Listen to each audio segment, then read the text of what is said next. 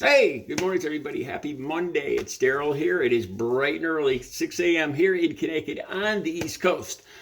Okay, I was debating what story to talk about this morning. As you can see, I was in the middle of my workout. I was getting ready. I just let things flow, and when the idea comes to me, it comes to me. And as I was just getting ready to walk out the door, I started thinking about Brittany Griner, the WNBA basketball player. Most of you probably are familiar with this story now. I think she was she plays for Russia. She's been playing. She's a WNBA star who played with the Mercury Comets. I think she's been playing in Russia because women's basketball, they can make more money in Russia. So she's been playing in Russia, I think, for about 7 years now. And about 2 or 3 weeks ago, I think in the second or third week of February, she was traveling to Russia, and going through her bags, they found a vape pen and a cannabis canister. I still smoke vape pens once in a while. I'm not familiar with I guess you can buy the canister of cannabis, so you can smoke cannabis that way. And she was arrested subsequently. So this morning I started thinking about this story. Honestly, I'm going to tell you guys what was going on in my head. I looked at this woman. She's got a lot of tattoos. She's a gay woman. Her wife is here in the United States.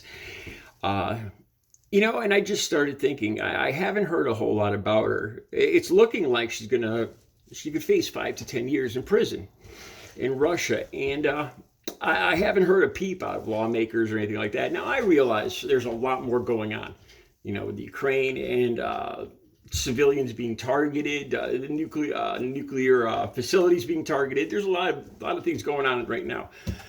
And unfortunately, she's kind of in the shuffle of everything. But I really started thinking about this. I got to wonder, what if she was a straight woman? What if she was a straight, married, blonde, blue-eyed woman who, for whatever reason, for business, was traveling to Russia? And still will say she got arrested for exactly the same thing. Exactly the same thing. I'm just curious. I wonder if there would be a lot more outpouring now, to have her freed. Because I haven't heard anything. I haven't heard one peep from pretty much anybody. It is back then, 2 or 3 weeks ago. The situation was a lot different. I think up until Putin actually invaded, a lot of people didn't think it was going to happen. Obviously, looking back, carrying that stuff into Russia was a very bad idea for Mrs. Griner or Miss Griner. But I had to wonder this. So anyway, I'm looking up Russian laws on drugs, and I came across something. This is the story that I'm going to talk about right now. Is I came across something I was not aware of. It has to do with Crimea. I believe that's how it's pronounced.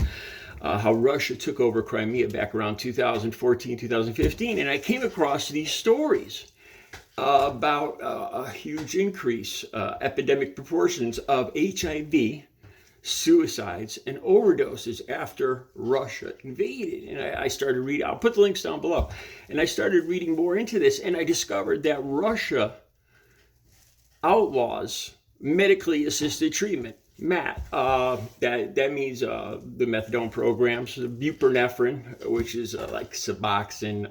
It's very similar to methadone. Now, for those of you that don't know, methadone saved my life. I was at the end of my rope. I had been in and out of detoxes 13 times in the hospital, 13 times, and nothing was working for me. As soon as I'd get back on the street, I'd have all the best intentions in I couldn't do it. The pull was, the cravings were just, I wanted it more than anything, more than air, more than food. So the doctor, on my 13th visit to the hospital, said, Daryl, this isn't working. And he basically said that they weren't going to admit me to the hospital anymore, which scared the hell out of me. That means I would have nowhere to go. I used up all my, I cried wolf too many times, and he gave me a prescription, because you had to have a prescription to go. He said, why don't you go check this out to a methadone clinic in the area? And as a I don't know why, it's because of this, the stigma of methadone. That, well, it's just another drug. Or you hear all these stigmas about, or it's the pharmaceutical industry just making money. You know, and I fell for this. And it was the very last thing I went to because I was at the end of my rope. Within 2 or 3 weeks of going there, I had this profound, I call it a moment of clarity, where all of a sudden I felt good. I was getting the dose every day.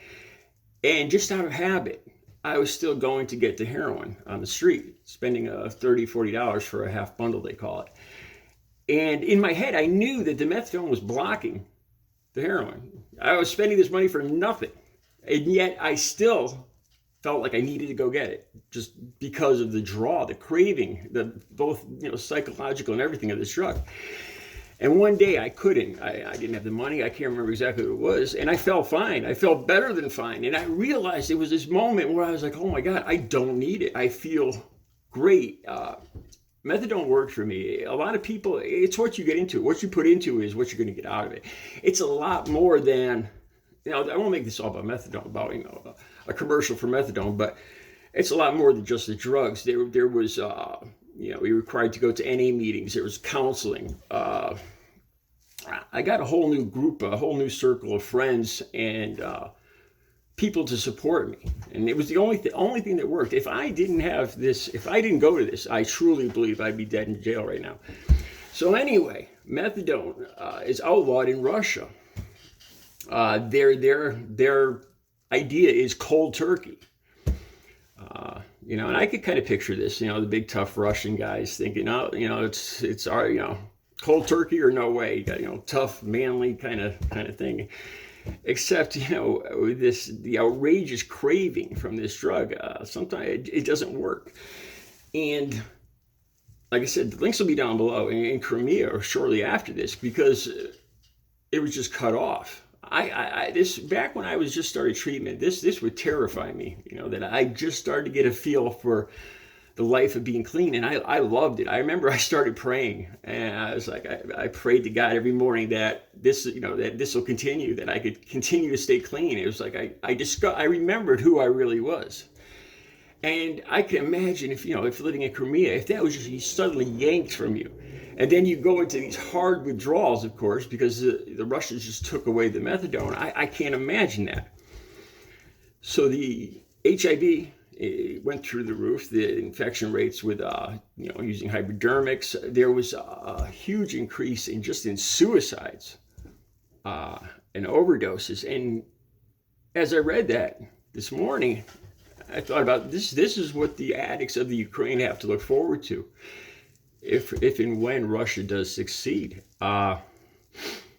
any recovering addicts, opiate addicts in the Ukraine, and I imagine they're in the thousands, methadone will be outlawed. I don't see any reason why it wouldn't be. If it's illegal in Russia and they made it illegal in Crimea after they invaded there, it's sure as hell probably going to be illegal if and when they succeed in Ukraine. And even now, I imagine treatment must be hard during wartime. So this is just a whole nother facet of what I think you'd see in the coming year or two if and when Russia does succeed at this. I started really thinking about banning aircraft over the Ukraine. It might be a last resort, pulling us into the war. I don't know. It's a scary subject. That's why I just talked about my art yesterday. All right, just some thoughts today. Methadone is illegal in Russia. Who knew? All right, you guys, have a great Monday. I'll be back later with another video.